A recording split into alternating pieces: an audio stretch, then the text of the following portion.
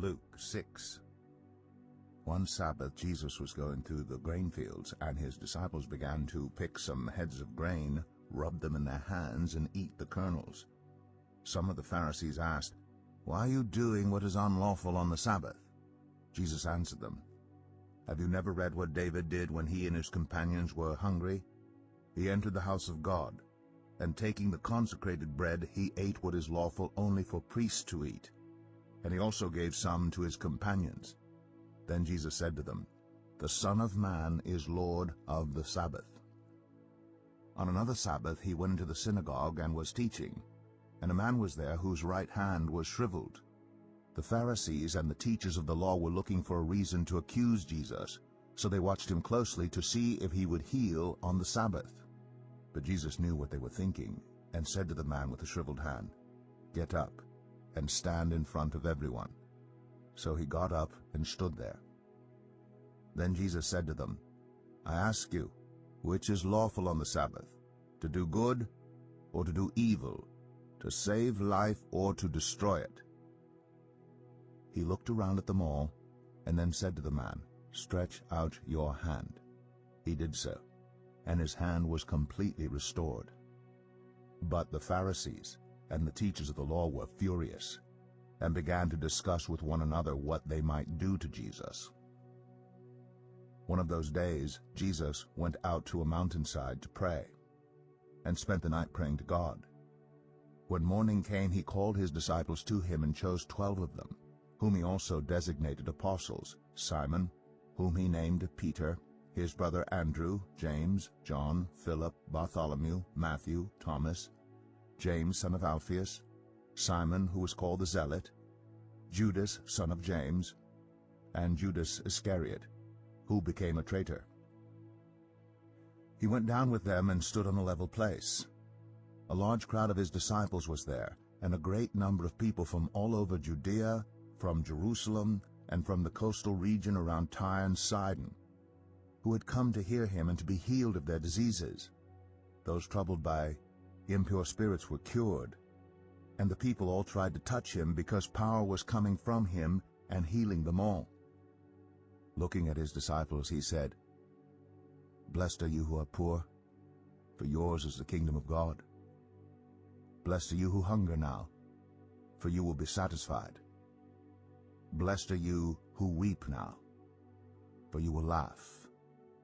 Blessed are you when people hate you, when they exclude you and insult you and reject your name as evil because of the Son of Man. Rejoice in that day and leap for joy, because great is your reward in heaven, for that is how their ancestors treated the prophets. But woe to you who are rich, for you have already received your comfort. Woe to you who are well fed now, for you will go hungry. Woe to you who laugh now, for you will mourn and weep. Woe to you when everyone speaks well of you, for that is how their ancestors treated the false prophets. But to you who are listening, I say, love your enemies. Do good to those who hate you. Bless those who curse you. Pray for those who mistreat you. If someone slaps you on one cheek, turn to them the other also. If someone takes your coat, do not withhold your shirt from them. Give to everyone who asks you, and if anyone takes what belongs to you, do not demand it back. Do to others as you would have them do to you. If you love those who love you, what credit is that to you? Even sinners love those who love them. And if you do good to those who are good to you, what credit is that to you? Even sinners do that. And if you lend to those from whom you expect repayment, what credit is that to you? Even sinners lend to sinners, expecting to be repaid in full. But love your enemies, do good to them, and lend to them without expecting to get anything back. Then your reward will be great, and you will be children of the Most High, because he is kind to the ungrateful and wicked. Be merciful, just as your Father is merciful. Do not judge, and you will not be judged. Do not condemn, and you will not be condemned. Forgive, and you will be forgiven. Give, and it will be given to you. A good measure, pressed down, shaken together, and running over, will be poured into your lap. For with the measure you use, it will be measured to you. He also told them this parable. Can the blind lead the blind? Will they not both fall into a pit? The student is not above the teacher, but everyone who is fully trained will be like their teacher. Why do you look at the speck of sawdust in your brother's eye and pay no attention to the plank in your own eye? How can you say to your brother, "Brother, let me take the speck out of your eye," when you yourself fail to see the plank in your own eye? You hypocrite!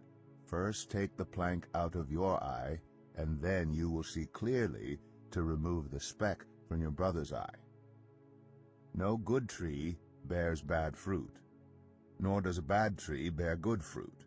Each tree is recognized by its own fruit. People do not pick figs from thorn bushes or grapes from briars.